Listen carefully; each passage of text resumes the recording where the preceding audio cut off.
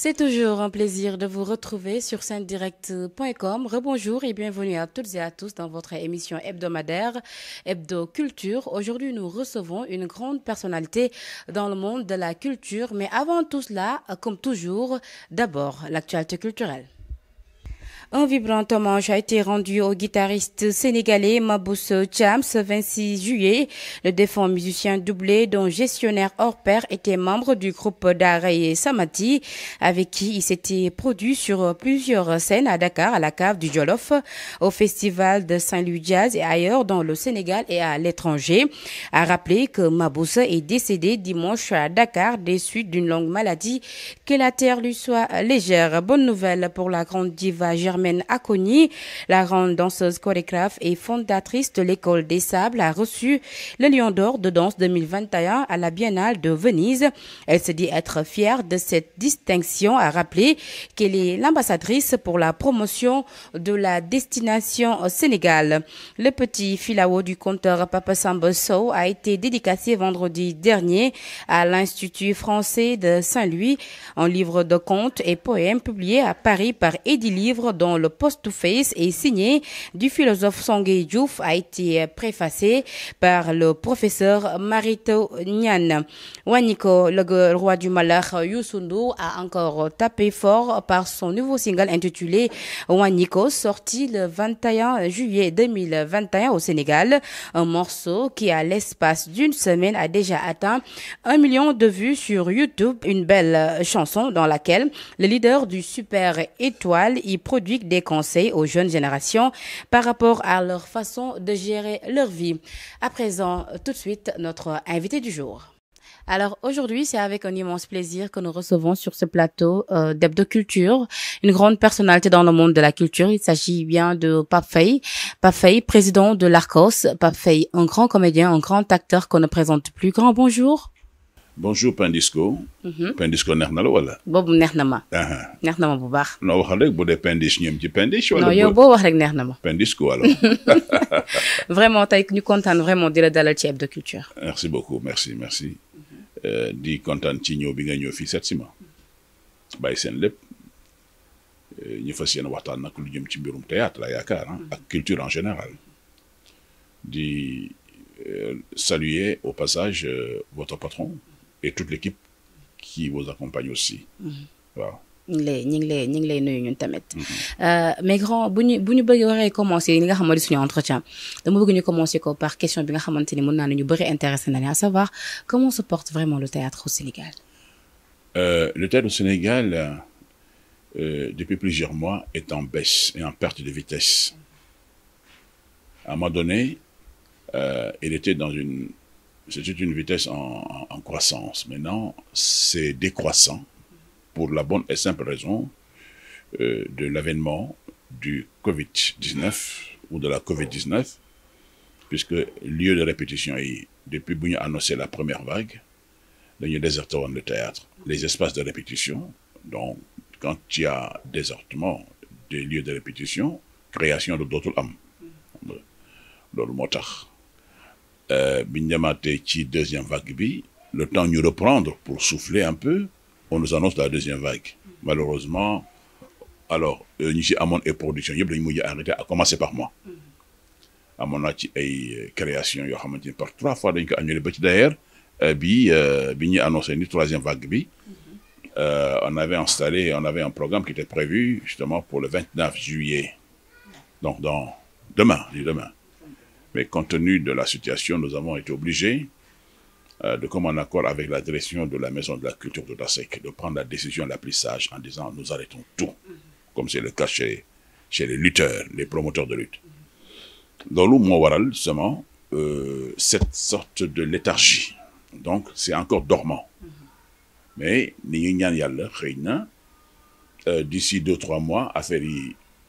c'est reprendre de l'envol. En ce moment-là, nous reprendrons nos activités. Mais pour vous dire vrai, le théâtre quand même, que ce soit à Sorano, que ce soit partout, les troubles dramatiques ne fonctionnent plus. Donc,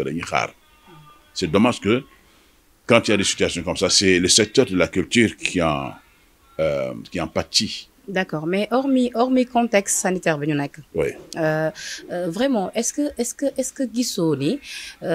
li nga xamante ni moo di modernisation bi ñu nemmeeku ci wàllu wi est-ce que loolu rayul bu baax a baax théâtre bi fii ci Sénégal. modernisation c'est-à-dire. c'est-à-dire bu ñu demee tey jii ba ñëpp nekk ci biir.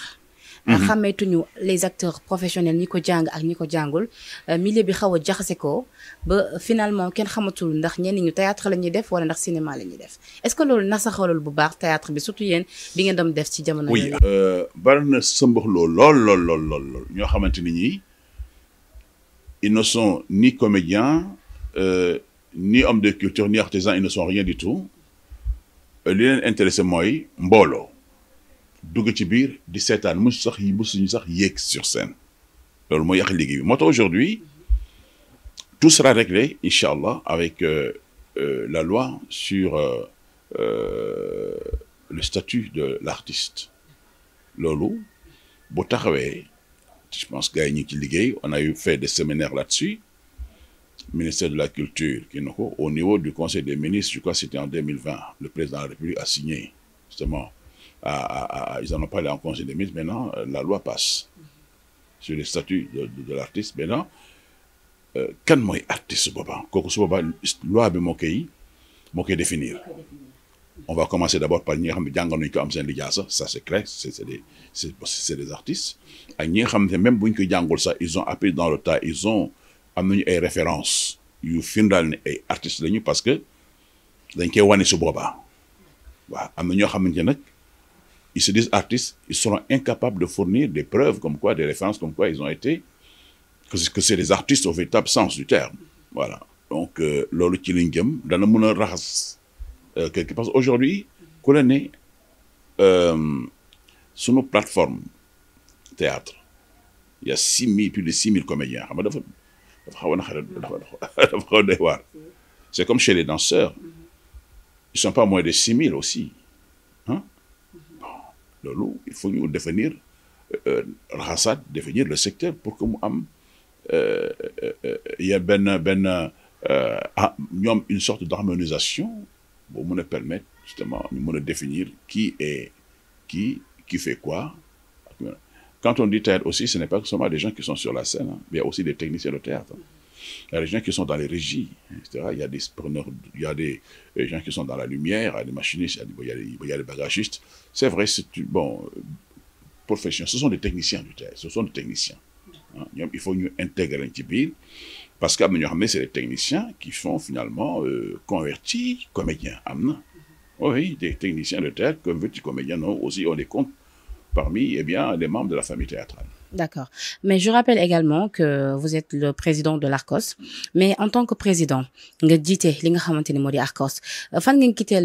tollu vraiment en termes de perspective ngir gën a mën a sécuriser les acteurs avant et pendant leur travail parce que dañoo seetlu ni tout le temps ay problème dañ koy faral di dégg diw feebar na diw amul benn accompagnement wala yu ni mel. xam nga feebar allah kulli yàlla ñëpp a dal amul benn mbindeef bu yàlla sàkk nga jund ba am ay 50 ans 60 ans jëm 70 ans wala 80 ans te doo mos a am problème mu santé ñëpp a dal bon am na ñoo xamante ni ñaar mën nañu fa jaari génn àdduna mais dafa fekk ni artiste bi yàlla daf ko may tur may ko bayre surtout le comédien de théâtre voilà ba tax na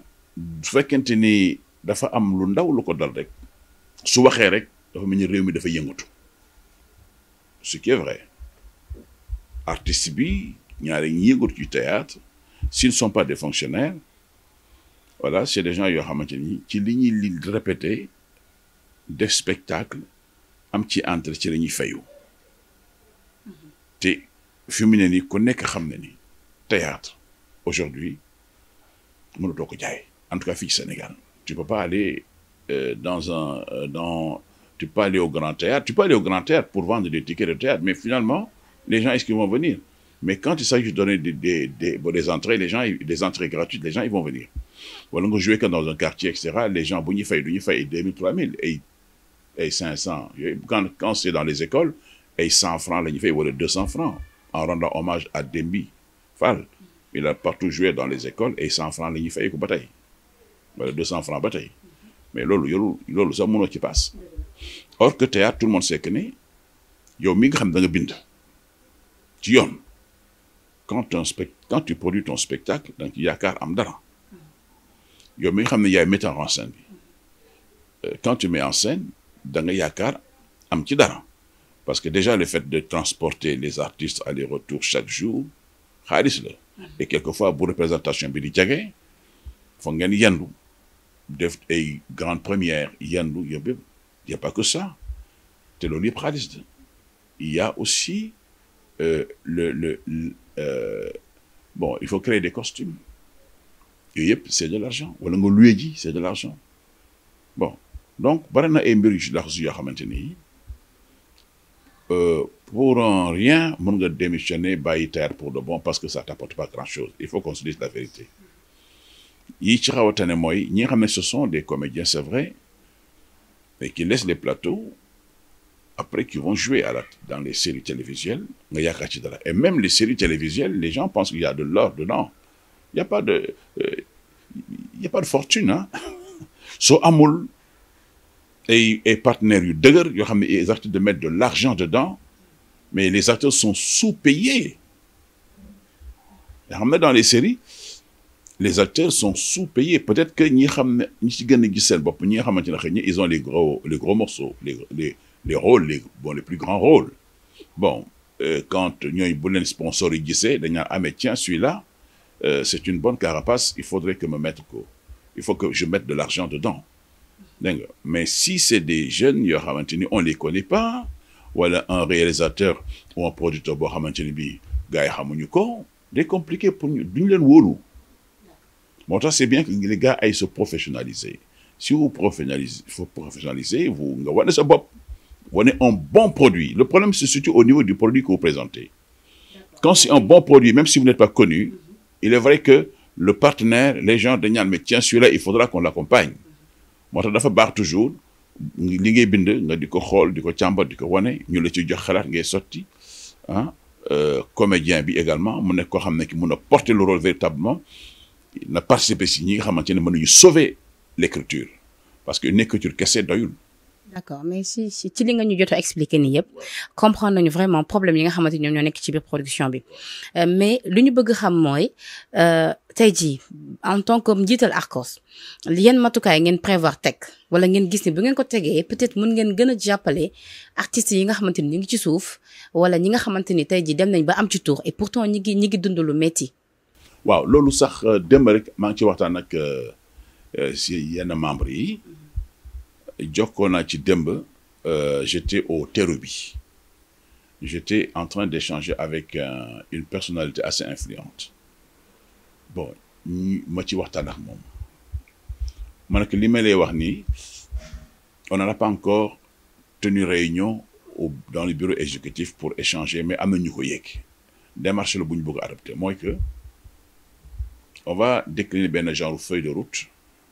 benn projet boo xamante ni c'est pour essentiellement créer des fonds alors fonds bi on cherchera des partenaires qui voudraient accompagner ce projet-là ñu ne dañuy définir les critères c'est-à-dire à partir de je dis comme ça à partir d'une cinquantaine d'années un artiste qui a 50 ans 60 ans jëm 65 ans ñu fexe am ay les partenaires ñu dugal fonds pour que de façon périodique dégg nga ma avec une banque de la place ou bien avec une institution financière quelconque dugal xaalis bi su ko defee ñooñu ñu mun di à chaque fois ñu dem di percevoir loo xamante ne ni na leen mun a jàppale ci yenn ay feebar ak ay même problème social problème vivre jàppale leen dañ nekk genre pension waaw ñu ngi ciy xalaat bon vraiment on va pousser cette réflexion là parce que loolu mooy mun a régler yenn détails yi parce que am na ñoo xamante ne ñi même bu ñu doon dee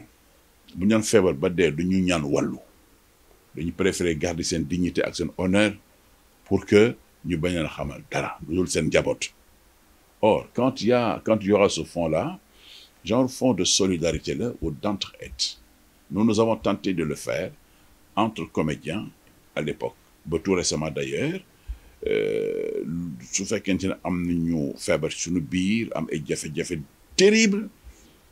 et problème location dafay am wala kenn war na dépense amul kër ga bari na xam naa ci dara loo ñu mun jàppale rek su ko defee yow nga amas tuut envoyé par Orange Money dégg nga ma mu dem jëndi c'est pas mal mais du loo xamante ni moom mi koy def sax gënulu ko moom mi koy sàkku ci yow gënulu ko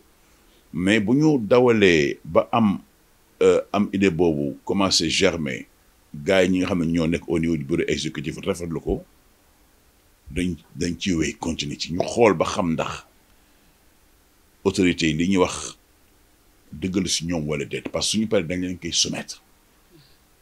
parce que boo bëggee dimbali ni ki dañ naan il faut que les artistes s'organisent. Là nous sommes sur la bonne voie. Nous sommes encore de nous réorganiser. C'est pas la première fois que nous avons tenté de nous organiser autrement. Bu ñu organiser woo ba defar loolu càmbar ko ba tënk ko ñu dem fa ñu war a dem neen mbir maa ngi nii waaw voilà les artistes yi ñu ciblés moo xam ñu nekk Dakar Saint-Louis Ndar mais y a un mais il faut mu nekk artistes yoo xamante ni peuple bi nangu nañ ni ñii bañ cey tollu bégal nañu Sénégal ñëpp xam nañ leen. D'accord. amuñu leen lu dul lii yaakaar ñu leen lu dul lii donc su boobaa xam nga su boobaa boo ne je donne comme ça non boo doon jamono bi Baye Pël di dund boo ci dugalee Baye Pël dañaa Baye Pël de macha allah jar na ko ku mel ni ma ko jógee macha allah jar na ko nga jël dem si yàlla ji Abou Camara nga ne kii vraiment il xam nga ñooñu boo tegee liste yooyu dressé ko jox ko les autorités ak les partenaires dañ naan ñii bëgg jar nañu ko il faut que ñu jàpp ci fond bi bon boo jëlee keneen koo xamante ne kii dund ku mel ni Omar ku mel ni Pen ku mel ni Modou Diagne da nga ne ñi kat jar nañu ko de parce que véritablement bëggal nañu askanu Sénégal ba muy metti kon ñi jar na ñu dugal leen ci projet boobule dugal leen ci fonds boobule nga xamante ne de façon périodique même si c'est trimestriel ñu xam ne ñu ngi def dara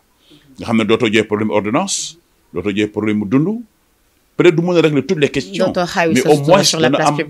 au moins dana am ay détails yoo xam ne mën na ko gérer loolu daal ci la ñu taxaw incha allah. yàlla baax na loolu moom su amee je pense que dina nekk vraiment une très bonne nouvelle pour les acteurs culturels. Donc je rappelle que vous suivez votre émission Hebdo Culture tey nag ñu dalal ki nga xamante ni moo di Pape Faye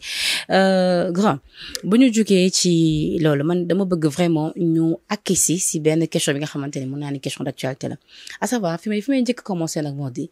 est-ce que vraiment nous avons de bons metteurs en scène et de bons scénaristes d'abord. Je sais que au Sénégal, nous avons d'excellents metteurs en scène. Quand on parle de metteurs en scène, vous allez à Sorano, il y a de bons metteurs en scène. Jean-Pierre Lors, paix à son âme, est un excellent metteur en scène. Il y a le Khale Adjena. Seba Traoré, c'est un bon excellent metteur en scène. Il y a Boubacar Guiro, paix à son âme. ñoom ñëpp ñu ngi jàng ci roote ci Raymond Hermantier nga xamante ne c'était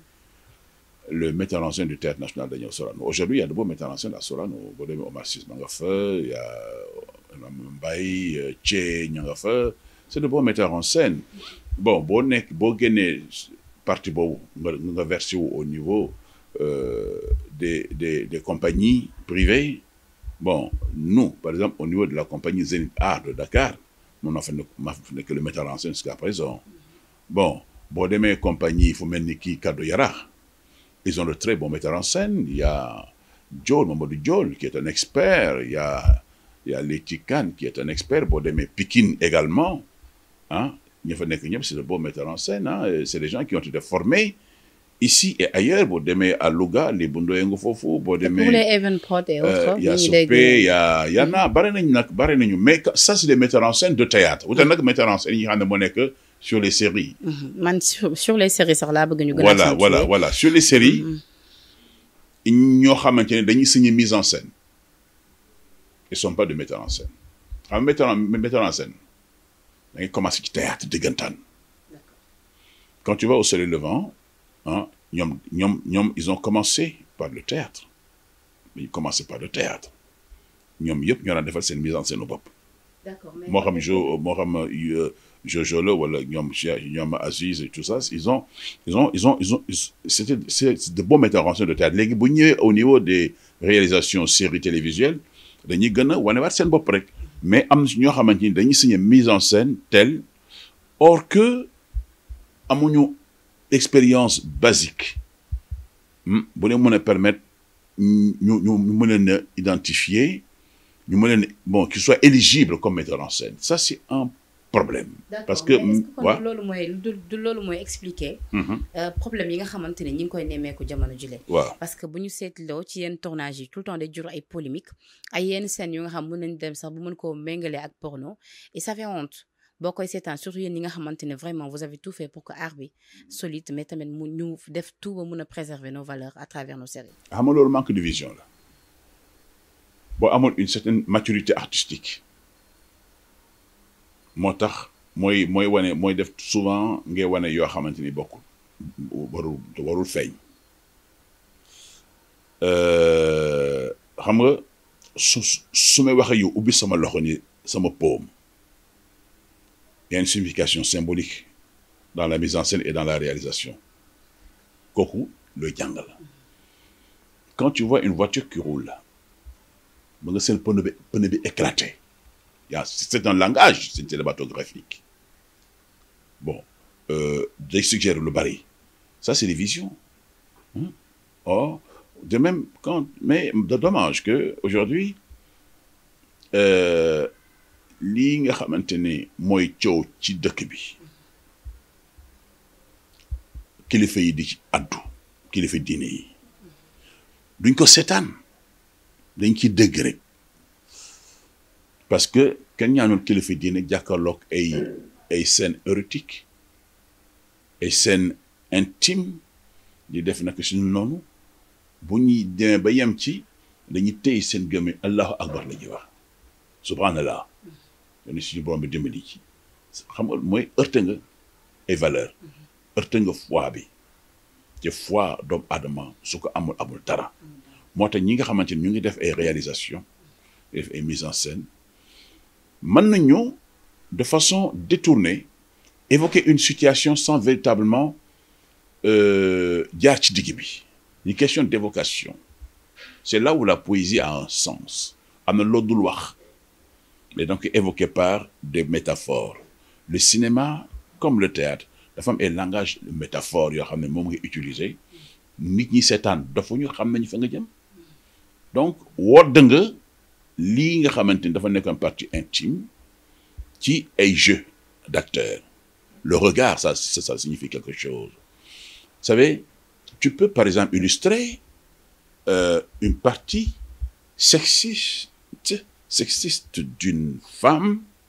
sans nga wane le corps les rondeurs de la femme ak tey ay jal yeeg yooyu muy def loolu ñu excuse-moi du terme di fecc gannaaw ou la plaie tataloobé vous voyez ça souvent mais am na noo koy illustrer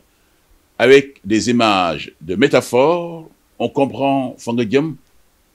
te doo heurte kenn et nit ñi dañ ko seetaan sans problème et pourtant Dieu sait que l'Afrique est riche de ce potentiel existentiel là bon nga xamante day évoquer day suggérer sans véritablement rentrer dans le fond on en a am nañu ko mag ñi am na nu ñuy waxee dégg nga ma dañuy xaw a ay maxime la ñuy utiliser ay code la ñuy utiliser et code yooyu war na mën a feeñ ci justement sunu réalité cinématographique ah parce que xam-xam la c'est comme ça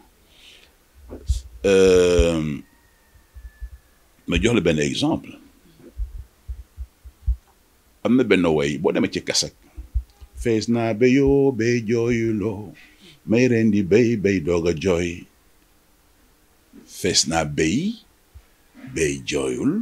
may ren di béy doog di jooy xam nga loolu mooy lan ma ñëw ci c'est la circoncision c'est-à-dire que booy xaraf man nga dagg kooku ngay dindi impureté boobu ci moom xale boobule laata mu jóge kër ga dañ ko naan nekkal góor bul jooy nekkal góor boo jooyee rek dootoo góor soo jooyee rek dootoo góor xale bi jël loolu def ko ci xol beeg xel mi bu demee bu jàkkaarloo ki nga xam ne moo ko war a xarafal cosaan lay wax de dégg nga ak lu métti tu jooy waaw xam nga fan lay xaw a yéege mettit bu demee ba comme affaire bi commencé am yenn plaies yi ñu war a def pansement te bu ñuy penser dañ jël ay matières yoo xam ne yi c'est des matières végétales la ñuy fajee à l'époque def ci ay sunguf verdâtre dégg nga yooyu mooy médicaments yu ñu daan fajee xarafal yi nga xam ne dafay xaw a kii pendant une semaine rek mu wér tu comprends alors boobu nag moo xaw a saf foofu nag lay jooy mais te buy jooy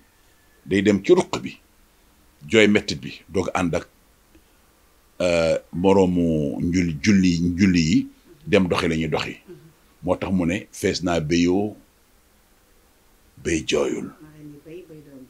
ma ren di béy doog di jooy. D'accord. Donc ça c'est des images, c'est des métaphores extrêmement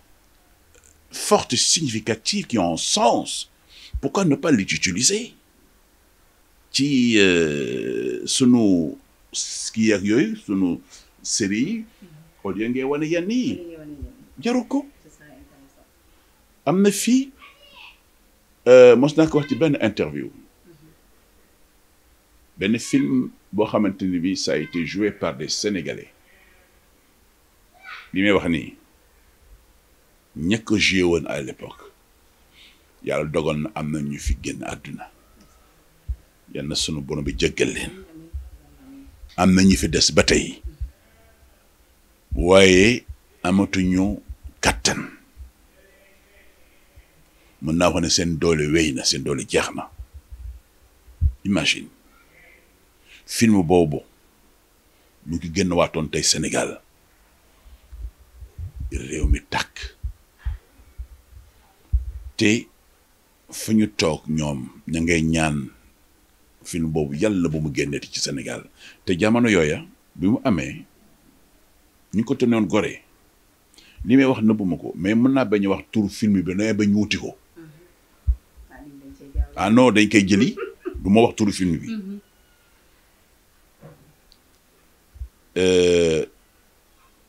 bon yu ñaaw moo ci nekkoon ça frise la pornographie à outrance lu doy waar laa lay wax ne ñooña xam naa ne bañ ko def bu pare xamoo ñu lañ doon def parce que boo tollee ci xam nga affaire art culture le milieu artistique dafay jaay doomu aadama mu nga mel ni rek nga toppa sa yaram di xeesal muy neex rek ngay xeesal muy weex ngay weex tal jàkkaarloog seetu bi bu àdduna doon daanu nga téye nga ne mën nga ko téye waaye di nga dem ba jamono sa peau sa der bi dafay ras dootu am doole bu neer dootuñu am doole bu téye peau bi moo tax peau bi di wàcc comprendre nga. ce qui veut dire que ñi nga xamante ne son bi ñooy nag di jouer yenn rôle yi war nañ ci bàyyi xel moo tax boo demee ba ca ci cëppaandaw ngay doog nga xam ne li waroo koon def. On a eu des cas terribles je ne veux pas en parler et c'est le cœur que contre cœur que je dis. On a eu des révélations yoo xamante ni wax naa ko chaque fois dama koy wax ñu daan ñëw ci man di jooytu bu ñu yëgoon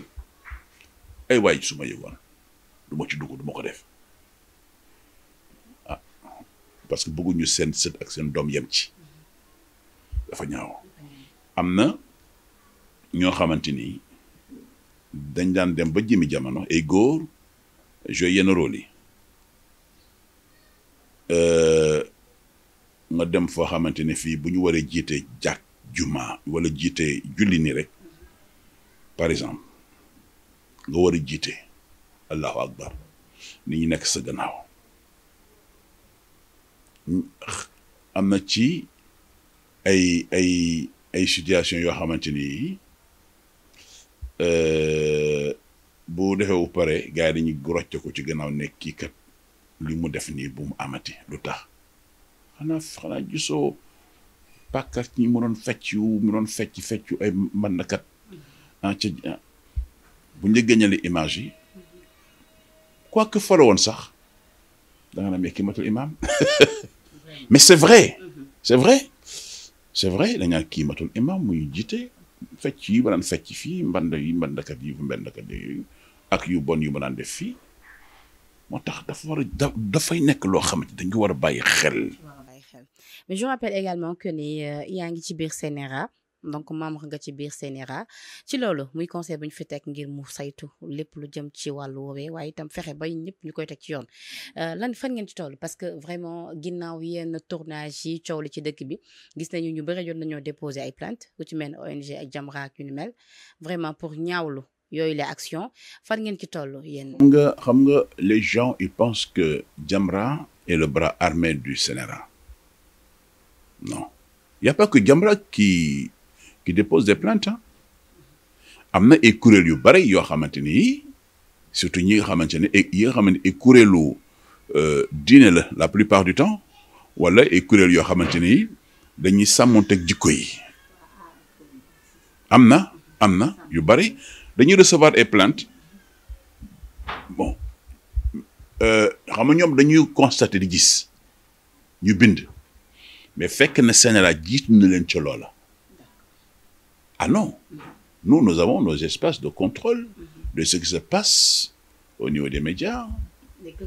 Ouais, ce que defee ñun bu ñu gisee mbir mi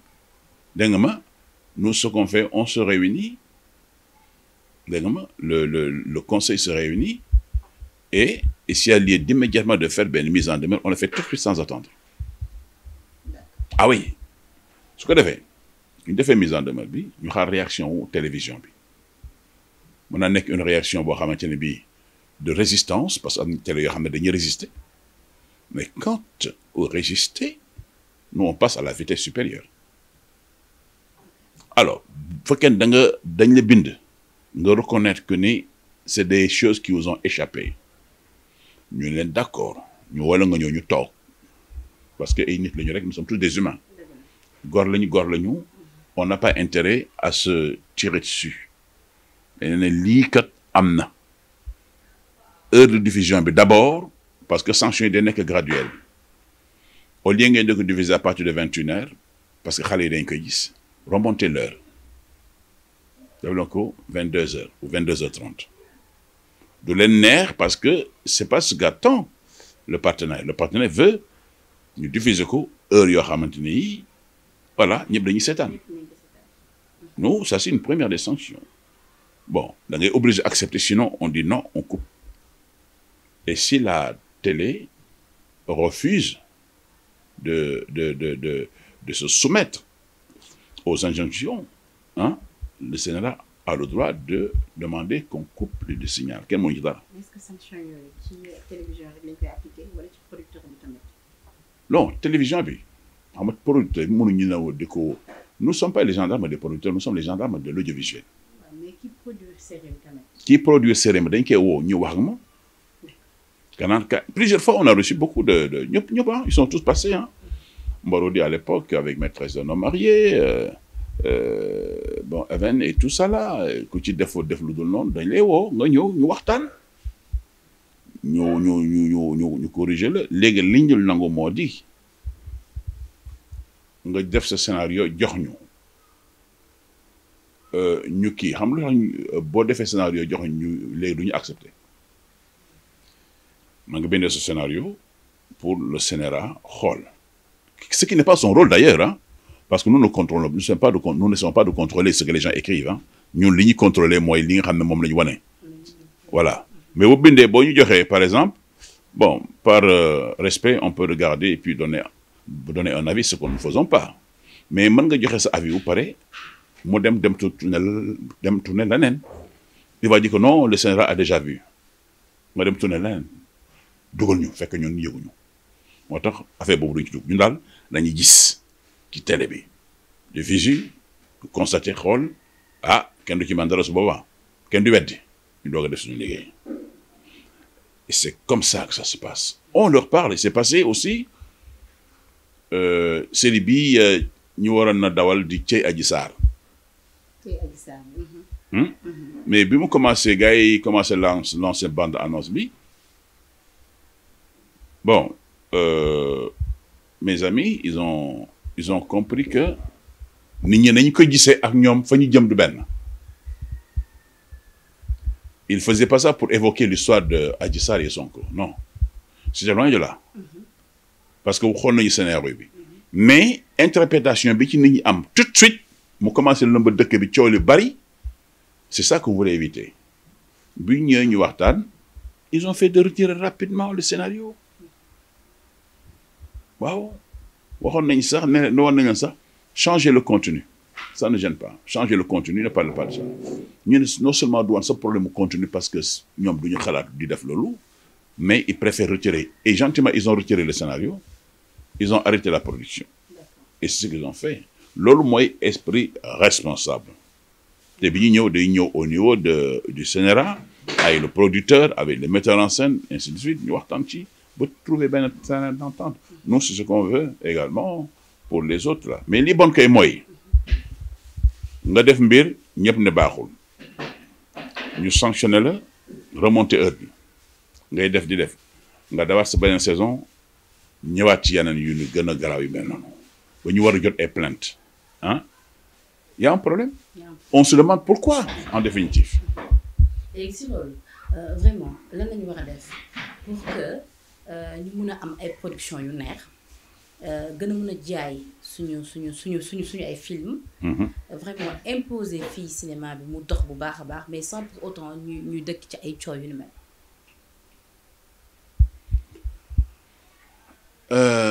am na benn initiative bu